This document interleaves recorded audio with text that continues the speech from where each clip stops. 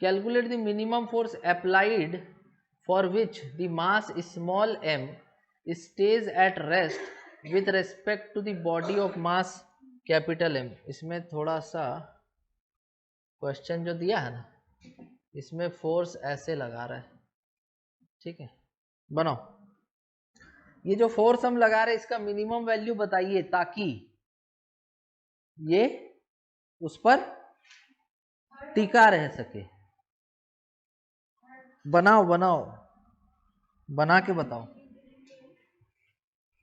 बना के बताओ।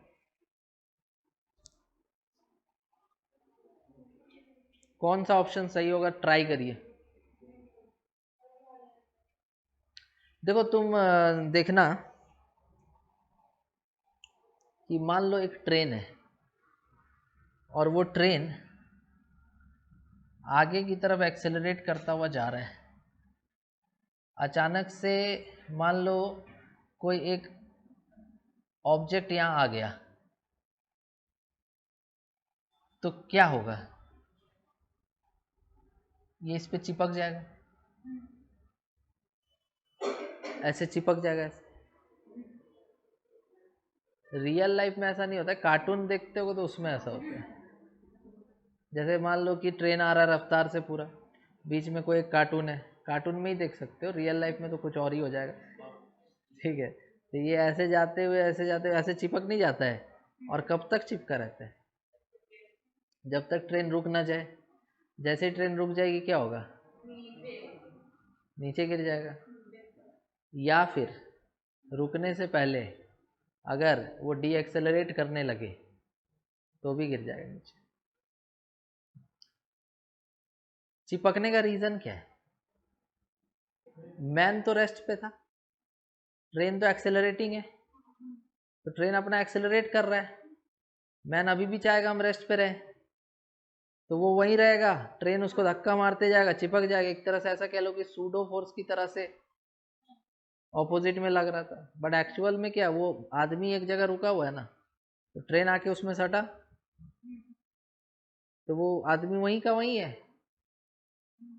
अरे आदमी तो एक तरह से ग्राउंड के रेस्पेक्ट में क्या था, रुका हुआ था ना, लेकिन जैसे ही वो ट्रेन के कांटेक्ट में आ जाएगा तो जिस हिसाब से ट्रेन चल रहा है उसी हिसाब से वो भी चलता रहेगा।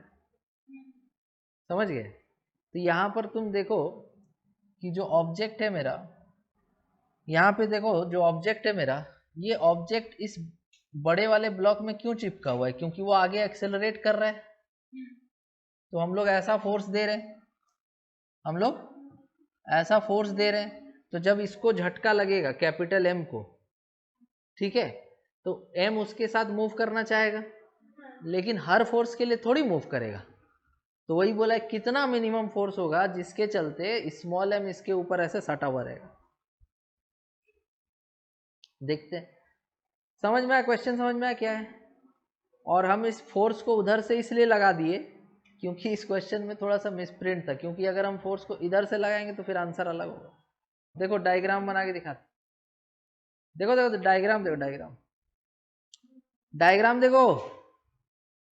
जैसे मान लो ये कौन सा है, कैपिटल एम है ना, देखो कैसे डायग्राम बनाया जाता है, ये कैपिटल एम है ना, अगर हम इसको फोर्स दे रहे तो कैसे दे रहे, तो हम ऐसा बना दे क्या, ऐसा बना दे क्या, फोर्स दे दिए इसको, ठीक है, कोई फ्रिक्शन का तो कुछ यहाँ है दिख नहीं रहा है मेरे को। अब अगर हम इसको फोर्स देंगे F, तो ये किसको जाके मारेगा, तो ये जाके मारेगा स्मॉल m को। कैसे, कैसे, ऐसे या ऐसे, तो मान लो कितना फोर्स से मारा, ठीक है, अगर हम इसको F देंगे फोर्स ऐसे, तो ये जाके किसको मारेगा, उसको मारेगा, कितना फोर्स से, N फोर्स से। तो वो N फोर्स एक्शन फोर्स है कि रिएक्शन फोर्स, तो उसके बदले रिएक्शन नहीं मिलेगा क्या, किस पे मिलेगा, किधर मिलेगा, हो गया। एक्सेशन किधर हो रहा है, क्या दोनों सेम एक्सेशन से जाना चाहिए, क्यों दोनों सेम एक्सेशन से जाना चाहिए, अरे एक साथ चलते रहना, चिपके रहना है ना, चिपके रहना है ना, इसी तो एक्सेशन सेम होना चाहिए। बात बताओ, इसका इक्वेशन क्या हो जाएगा? नेट फोर्स बराबर मास इंटू एक्सेशन, और इसका नेट फोर्स बराबर मास इंटू, क्लियर है? अच्छा ये फ्रिक्शन भी लेना है क्या यहाँ पे? हाँ हाँ फ्रिक्शन भी लेना है, चलो ठीक है, ठीक है ठीक है। अब एक बात बताओ कि दोनों अगर साथ में चल रहा है तो दोनों अगर साथ में चल रहा है तब इसका एक्सेलरेशन ए ही है ना, तो नेट फोर्स कितना है? दोनों अगर साथ में चलेगा तब नेट फोर्स कितना है?